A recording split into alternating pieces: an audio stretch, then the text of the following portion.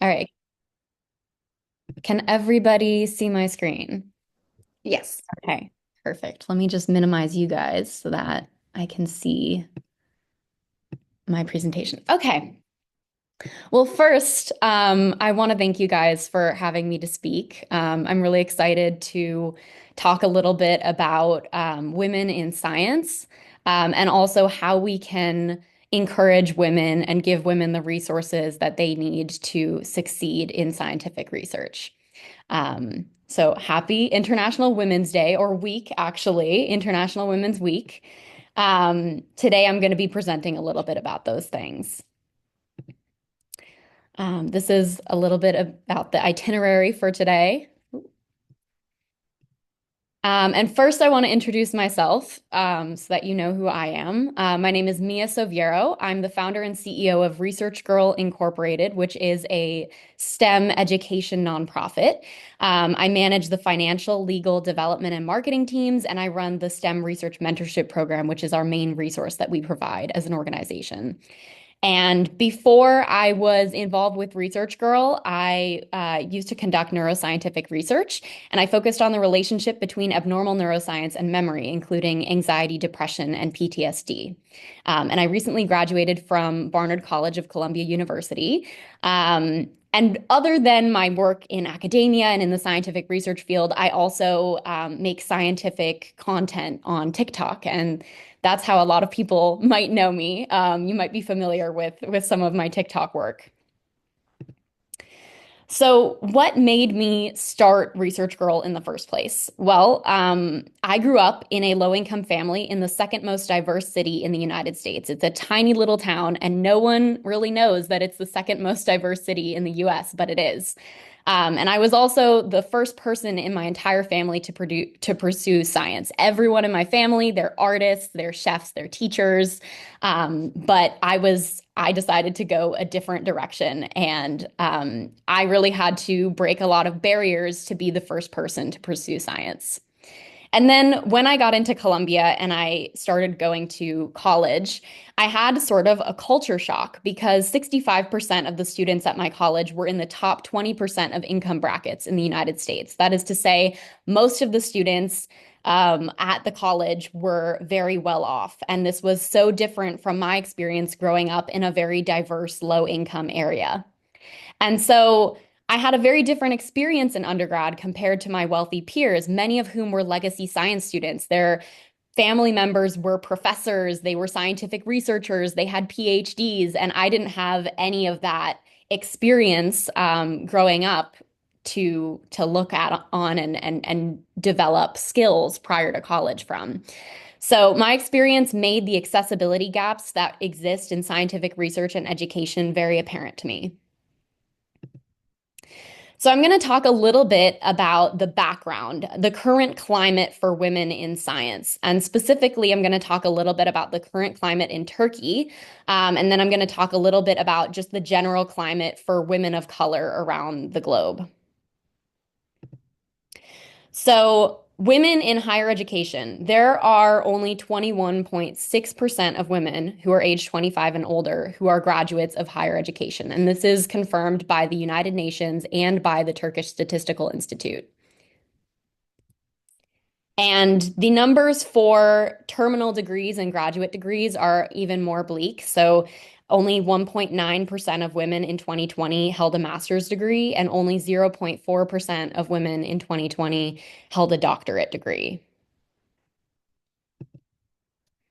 And there also exists a gender pay gap between men and women. Um, Women's earnings have a gender pay gap of between 14.5 to 19.6%, which is quite a large gap that exists. And this is from data in 2022 by the Turkish Statistical Institute. And furthermore, the female employment rate was found in 2022 to be less than half of the male employment rate. So it was 30.4% for females and 65% for males. Something that we see that could be a positive indicator, though, at least something that we can use to improve on this statistic, is that we see here that the more higher educated women are, the more likely they are to be employed. So, something that we can do is encourage education and provide educational resources, and that can help push women into employment fields. And then we also know that across the globe, women of color overall have less access to advanced STEM courses in secondary education, and they have lower STEM degree rates than populations who identify as male and white. And they're also more likely to experience pay disparities. So, based on all of this data that we know and that us at Research Girl have collected and researched and are aware of, we came up with some objectives, some guiding principles and missions for why we do what we do. So, our aim is to bridge the gap and ensure that all aspiring research scientists, regardless of gender, have access to the tools and knowledge they need to succeed. And our goal is to create a future where all students have opportunities to engage in scientific research and make meaningful contributions to the scientific community. So, how can we do this? This brings me to the whole point of my presentation. I know a lot of those statistics were pretty depressing, right? But we can move to solutions and we can improve on this situation. And there are several ways in which we can do this. The first is mentorship. Mentorship builds connections within the scientific field that especially first generation scientists might not have had. It also bridges gaps in high school science education and provides access to education, which is specifically important to low income students who are less likely to have advanced science education. And this access to education allows students to discover whether science is a good career option for them. It prepares them to excel in undergrad, grad, or terminal degrees. We can also provide them with linkages to early research experience. And this bridges the gaps that exist between populations in experience. And it gives students experience to put on their resume, which makes them more likely to get a scientific research job out of undergrad. And finally, we can provide funding and scholarships. This is still something that Research Girl is working on. We're working on fundraising and getting donors who can help provide stipends and scholarships to students. But this is extremely important because it reimburses low-income students for free labor that they have to do while gaining research experience. And this allows low-income students to get experience without worrying about their finances. I was a low income student, and as part of getting my neuroscience degree in undergrad, I was required to work for free in a lab for 3 years. And that was really tough, a tough decision that I had to make because it meant that I had to decide to push the financial burden of my college education onto my parents because I wasn't working a job that could help pay for college. And they're low income. We're a low income family. So that was a really difficult decision to make. And here at Research Girl, we believe that no one should have to make that difficult decision. The burden of financial strain for low income students should not be put on students' shoulders due to the fact that they have to work for free. And then specifically for women of color, there are many things that we do at Research Girl to try to advocate for them. We advocate for racially and ethnically diverse leadership, mentors, and academic faculty. We center the experiences of multiply minoritized students and professionals, and we increase visibility of diverse student and professional organizations. We have a ton of partners as an organization that we've built over the last 9 or 10 months, and most of those organizations are dedicated to helping specifically people of color and women of color get involved in scientific research. So this is some data from our spring 2025 mentee cohort. So this is about 100 students that were accepted into our spring 2025, our current mentorship program. And as you can see, about 95% of those accepted mentees were women, and 64% were people of color. And you can see in this long list of demographics here that all of the individuals pretty much who we serve are in some way underrepresented in science. And so we're really trying to provide them with the resources that can push them into the scientific research field, get them jobs, get them employed in the field so that we can begin diversifying the scientific research field. So that brings me to the resources that we offer, and we have quite a few of them. The first is our downloadable reference materials or our resource database on our website. And this includes email templates. We have guides on how to identify the right research lab, how to manage data, how to code, how to write scientific literature. We have poster templates and publication guides. So this is an example of our one of our databases. This is for finding research opportunities, and it provides guidance on what type of lab or what type of research you might want to do. We have several email templates that you can use to cold email labs to contact for lab opportunities. Yep, so here are our email templates. And we also have scientific resume templates and a faux mock-up LinkedIn, scientific LinkedIn that you can look at to base your LinkedIn and your resume off of when you're applying to scientific positions. And then once you get your first research position, or maybe it's not your first research position, but you would like some more guidance on what to do once you get a lab job, we have guides on how to make the most of your experience in your lab, how to manage your data, how to set expectations. All of those kinds of things are also found on our resource database.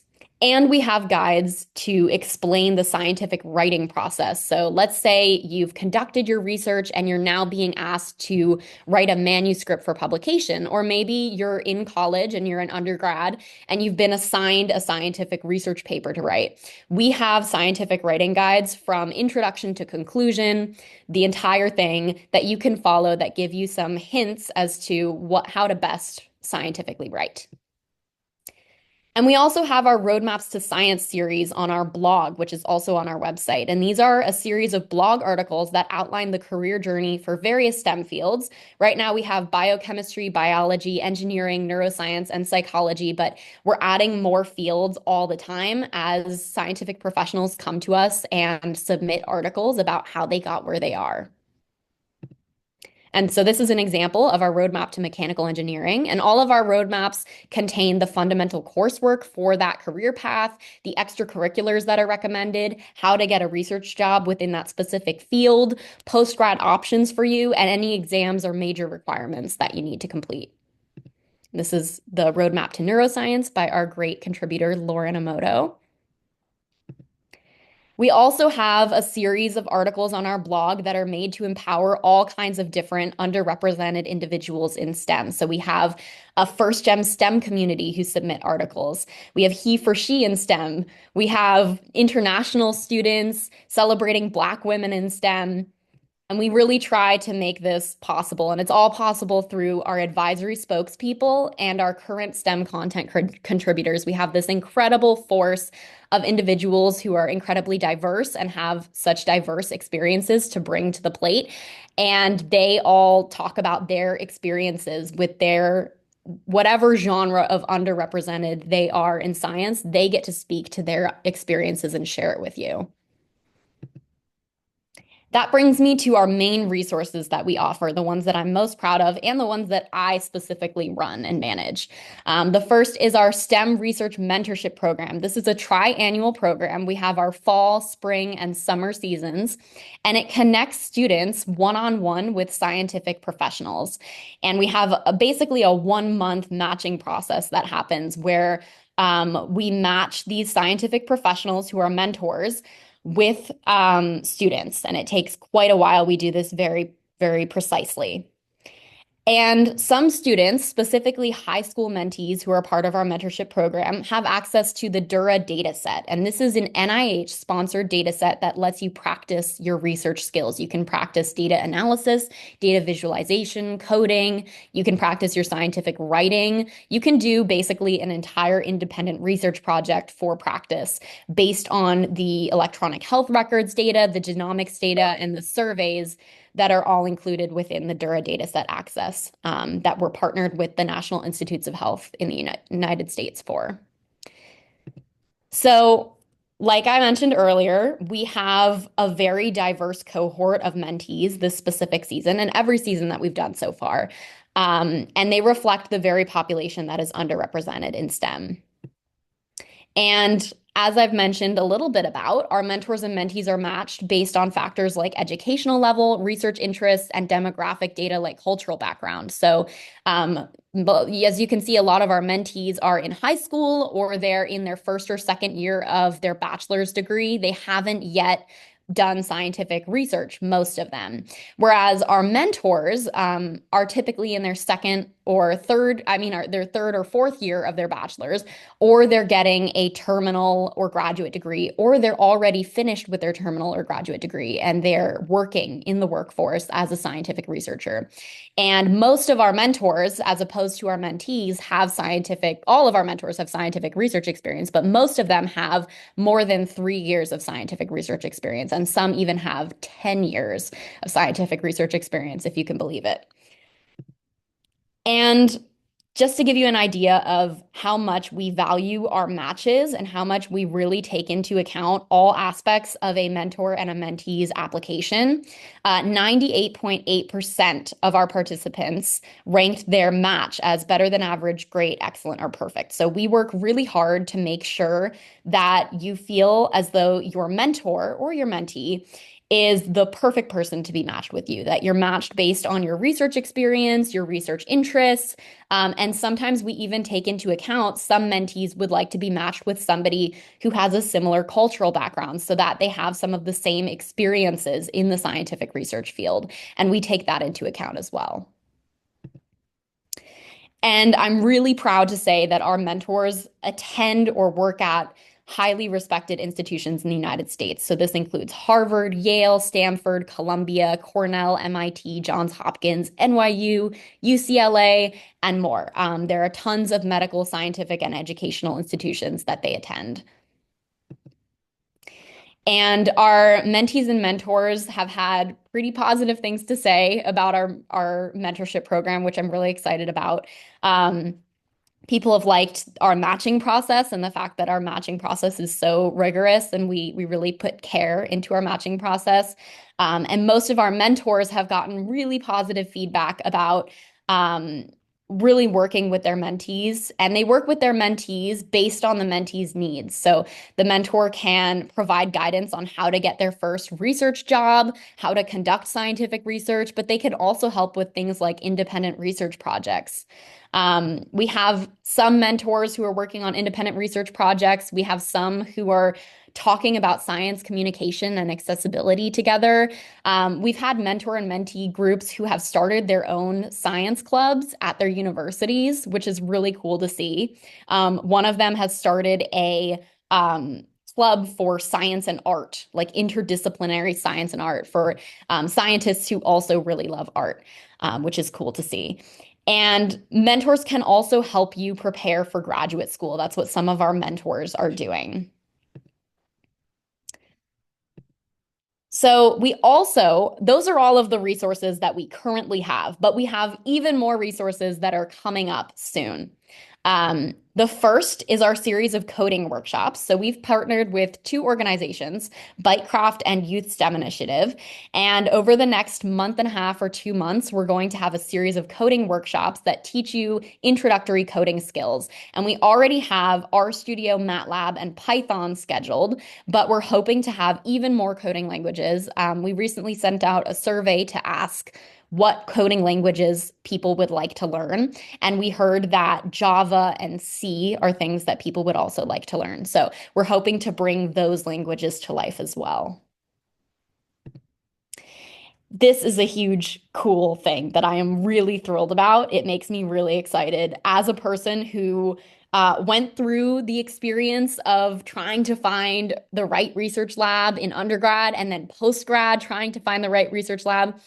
Imagine this. Imagine that there was a searchable database that contained research lab opportunities for undergrads and early career researchers. And you could search in this database and filter for the scientific field, the research specialty, the type of research, and all of these specific searchable terms that you can't use on most job sites like LinkedIn or Glassdoor or whatever because they aren't research specific. This would be a research specific networking and job searching database. And this is all being coded and put together by one of our mentors, well, previous mentors, and a friend of mine named Tressa Pantalina. And she's taking the initiative to do this, which is super exciting. And I don't know when it's going to be launched because it's a long process of coding and developing the app, developing the website, and everything. But I just wanted to put out here that this is something that's in the works with us.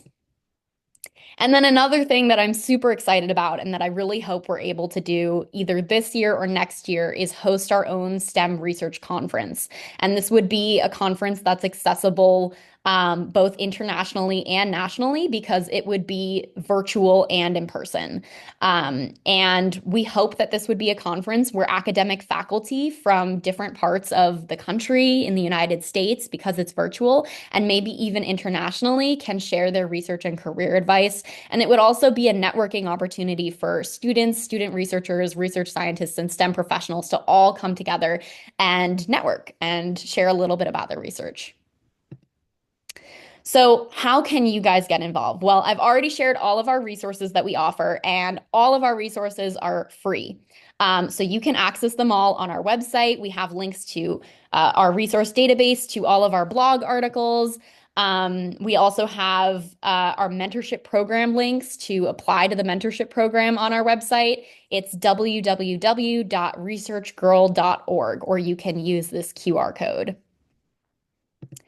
And we also have just opened up our applications for the summer 2025 mentorship program. And I want to stress that this is open internationally. So students from around the country, around the world can apply and take part in the mentorship program. We ask in the application where you're from, like what city, state, country, just so that we can take time zones into account when assigning you a mentor. Because the only thing we need to account for if you're an international student is whether your mentor can have a time that works for both of you based on the time zones. But it's open internationally. Our applications are open until March 30th to be a mentor. And for that, we require that you have at least 1 year of scientific research experience in an accredited lab. And our mentee applications open on March 15th and will be open until mid-April. And then the summer 2025 program starts in May. It goes and runs through August. And you typically meet with your mentor. What we typically do in the fall and the spring is that you meet with your mentor for 1 hour per week. And you can have you say and you decide in your application what your goals for mentorship are. And then we assign you a mentor who is best equipped to do those things. So this is the QR code. You can also find the link to apply on our website, since I know this QR code currently is for the mentor application, which is the only thing that's currently open. But our mentee applications will open March 15th, and that'll be available on our website.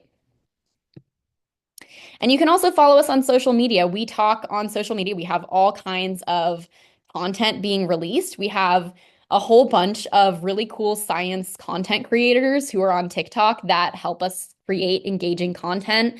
So we have some like relatable content, some funny, humorous content, but we also have more serious content like opportunities for students that we share.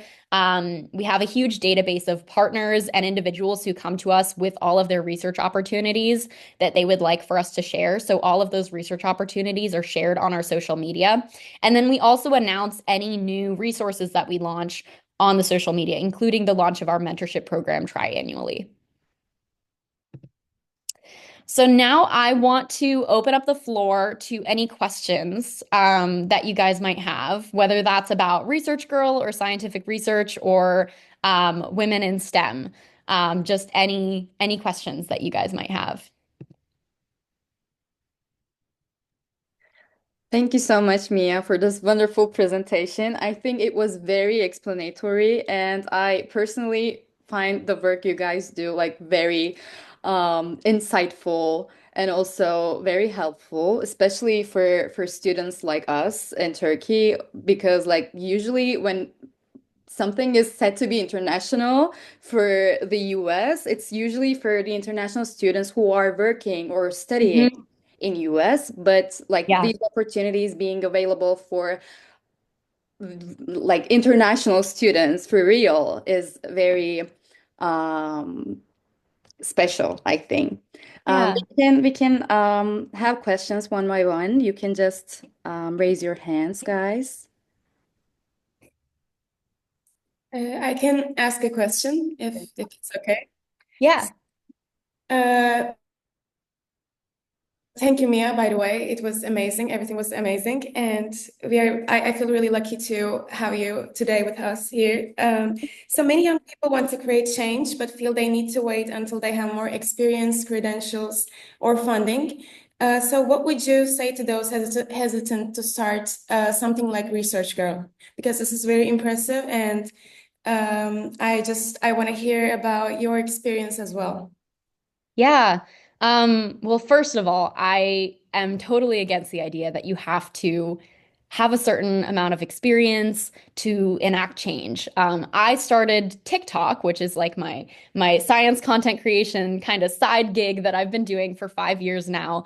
And I started documenting my journey in STEM when I was in my freshman year of college. So I didn't have any scientific research experience. I barely knew anything about science because I hadn't done my collegiate education yet in science, but I wanted to just share my journey, and I was able to enact change by um, simply showing my journey in its entirety and being transparent and vulnerable. Um, and that allowed a lot of other students to feel like they were less alone. Students like women in STEM, students like disabled women in STEM, who could relate to my content and relate to some of the struggles that I was going through and got to see that somebody else was going through it, but somebody else was still trying and still making it through. So despite not having, too many credentials or too much education, I was still able to enact change. And then as for starting a nonprofit or Research Girl, I advise a lot of young individuals on starting their own nonprofits. And I like to tell them that although it's a big commitment to run something, to run an entire organization, the process of actually starting a nonprofit, at least in my experience and the way that I sort of strategically did it, is not something that is totally impossible, that is extremely difficult, or that is extremely expensive. I did it in a very strategic way that I used very specific tricks to cut costs on specific things to make sure that I was able to afford it and I was able to fund it. Um, and I think, honestly, if you have a drive and you have a passion to start a nonprofit, whatever that nonprofit is championing, as long as you are willing to put in the work and the hours, and as long as you care really deeply about that cause, the work and the difficulties that you do experience when starting that initiative aren't going to feel terrible. They aren't going to feel stressful. They aren't going to feel like they are work because you're so passionate about it. I do a lot of things as part of running this nonprofit. I manage a lot of different people. I have to have difficult conversations. There are a lot of stressful aspects of running a company. But because I love what I do so much, the stress doesn't hit quite so hard. And the day to day makes me so happy that the work that is involved doesn't feel like it's work. Thank you so much. Yeah. Uh, I'm sorry, I'm unmuted myself. I also agree that I think when we're passionate about something, and I have been following you on TikTok for a really long time, and I really love your content on LinkedIn, on TikTok, on everything, and I have been following how you developed this research girl in your work, and it's amazing. And I think this is just very inspirational for all of us. So thank you so much. Thank you. Yeah, it's exciting for me because most of the work that I do with Research Girl is I don't get to engage directly with people because I'm the one developing the resources, I'm the one running things behind the scenes. So when I get the opportunity to speak or to actually engage with the students, then the community that we're helping, that's always the most rewarding part of the job. So thank you for inviting me. I have a question. I'm sorry I don't have my camera on, Oh, sure. but can you go more in depth on like the how we can become involved in the research opportunities, like more like step by step, how I can join like for example, psychology, research. Yeah, okay. So as far as the main way that you can get involved is by being part of our mentorship program. So in order to get involved in that, our mentee application opens on March 15th. And our mentor application is open now. So if you'd like to get involved as a mentor, if you already have scientific research experience and you'd like to be able to mentor students, it's a 1 hour per week time commitment. And that'll go from May to August for the summer season. And you apply via, let me see if I can go back. You apply via this QR code, or you can visit www.researchgirl.org/mentorship. And that'll take you to the application. You fill out the application. It's not a huge, long application. There's no essay involved. We just ask about your research experience, your interests, so that we can pair you with a mentee, where you're located. And then we'll send out decisions about whether or not you've been accepted in early April. And if you want to get involved as a mentee, that's sort of a different thing. You still apply when the application opens on March 15th, and you'll be paired with a mentor from May to August who will teach you for 1 hour per week whatever it is that your goals for mentorship were. So you can come into the mentorship program and say, I would like to get my first research job. And your mentor will help you research lab jobs in your area that are opportunities for you. Maybe there are programs, whether you're a high school or an undergraduate student, they can help you research those programs. They can help you cold email those labs and contact those labs for the lab opportunities. And they can also help you create your resume, your LinkedIn, and prepare for interviews for those lab jobs, if that's what you want to do. So that's one of the ways that we try to push students into scientific research is through our mentorship program. We provide the resource of mentors being this guiding figure who can help you if you, for example, are a first generation student and you don't have anyone in your life who can teach you about the field. This person is the person who would teach you about the field. And we really want these mentor-mentee relationships to last past the duration of the mentorship program. Our goal is for them to be a mentor for you as long as you need them, although the official mentorship period does have an end date. Um, but that's a little bit about our mentorship program. That's the way that you can most get involved at the moment. We also have volunteer positions that are open. We're currently hiring for science content creators for our TikTok. We're also hiring social media managers. And so those are some positions that if you look on our LinkedIn, which is here, um, you can see the openings for those positions as well. Yeah, thank you so much for answering the question. And you Mia, guys also have, sorry, madam, but no, I go just ahead, want Sol. to, yeah, okay.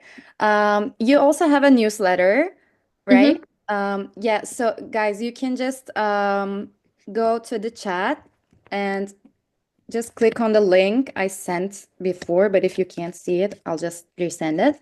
And then you can just type your email to the space that is like below on the website so that you can have get the emails the research girl sends. Yeah, if you scroll down all the way to the bottom of our website, on every page, there's the little box where you can sign up for our newsletter. And our newsletter, also, like our social media, lets you know about all of the new resources that we're offering, any new open positions for volunteering, things like that. I have a quick follow-up question to Yeah. what Hannah asked earlier. And by the way, Mia, thank you for such a wonderful presentation. And such an amazing organization for everything you do. I'm also a first generation college student. So like, and the program that I went into for undergrad, it's like a really weird program. But one of them that I was in was a liberal arts honors program in addition to the psychology part. And like basically everyone's parents, like at least one parent was either a professor or held like some kind of doctorate degree. Yeah. So like, so what you're doing is completely amazing. So thank you so much for that. Thank you. The Oh, I'm sorry, I didn't mean to cut you off. Oh, go ahead. But what I wanted to ask too for any of our students that might be interested in being mentors, you had said that they needed to have work experience in an accredited lab. Can you elaborate on that a little bit more so we know really what those like guidelines are? What do you consider an accredited lab? Yeah, so by accredited lab, we mean that you have to have 1 year of working in a lab. This can be part-time during your undergraduate career. It doesn't have to be like a post-grad paid full-time position. We just want to see that you've worked in a lab that has a PI that is doing research that I don't know the equivalent in Turkey, but is being monitored, that is regulated research. We want it to be accredited research in that regard. So if you are doing independent research, like if you are reading, you're doing your own meta-analysis on your own time, that doesn't count as accredited research. It needs to be in a lab. You're working with other scientists. You're working with PhD or MD individuals or professors who are able to guide you in your research. That counts as research. But we ask that you have 1 year of that kind of research experience. Thank you. And for the mentee portion, what's the earliest age that you would take someone at? Do they need to be like freshmen in high school or what would you consider? So the cutoff, we cut off not at an age, but at a level of education. So if you are in your freshman year of high school, that is the earliest that we take. But we do have recommendations that we're actually this isn't necessarily applicable to you guys because I know it's US centric, but one of the resources that we're releasing soon is resources for high schoolers and below in science. So anybody who is in kindergarten through eighth grade, there are specific resources that we're going to be posting that are more specific to those individuals and that age group. But we serve as mentees individuals who are from freshman year of high school to their third or fourth year of undergrad, typically. Occasionally, we have individuals who are master's students who are part of our mentorship program as mentees, and they usually get paired with an MD or a PhD who can advise them on research. Thank you very much. Yeah.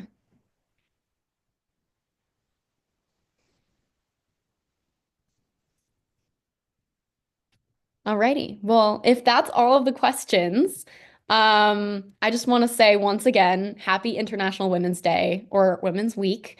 Actually, happy International Women's History Month as well. So, but I just want to, reiterate that although the stats that I presented at the beginning of this were a little grim, um, we have a lot of work that we can do and that we can participate in and feel like we're actively helping to improve the situation. And one of those things is getting involved in organizations like Research Girl, not necessarily Research Girl, but there are tons of organizations like us out there who do similar things to what we do. And so by getting involved in some way, we can help push more women and more underrepresented students into scientific research and help diversify the field and rectify those statistics that I presented on earlier.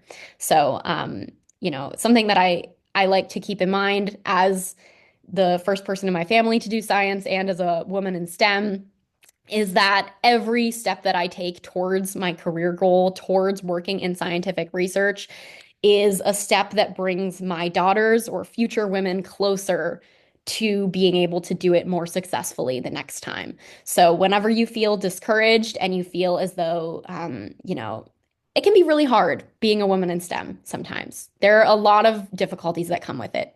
But every time that you push forward and you continue forward despite the odds, you're making your children and future generations more likely to be able to succeed. So I like to keep that in mind whenever I'm feeling discouraged, is that I am doing work that is not only important to me, it's not only fulfilling my dream, but it's also fulfilling the dreams of future generations.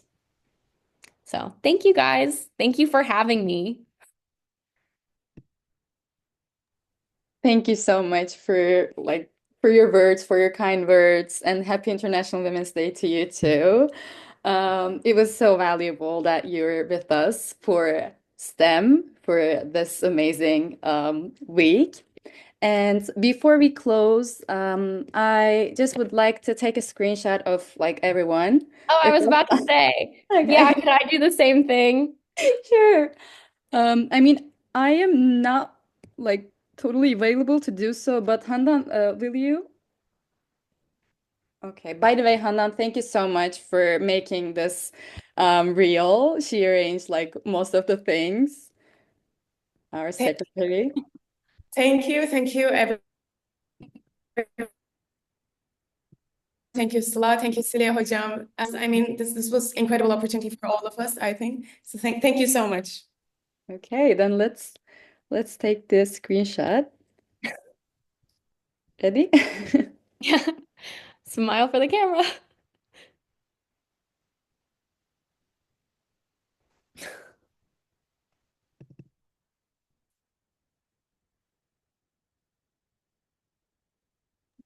I guess it's done. Yeah, no? It's always funny posing for a picture of Zoom. All right. Well, thank you guys so much. Thank you for taking the time out of your day. And I know some of you have been fasting, so I really hope that if you haven't eaten, you eat now. But thank you guys for coming. Happy International Women's Day again, and good luck with all of your endeavors in scientific research or STEM. Um, yeah, good best of luck. And I love the work that you guys do as Sci-Chi. So keep moving on. You Thank too. you so much. Yeah, thank you so much. You. Have a wonderful day. Thank you, you too.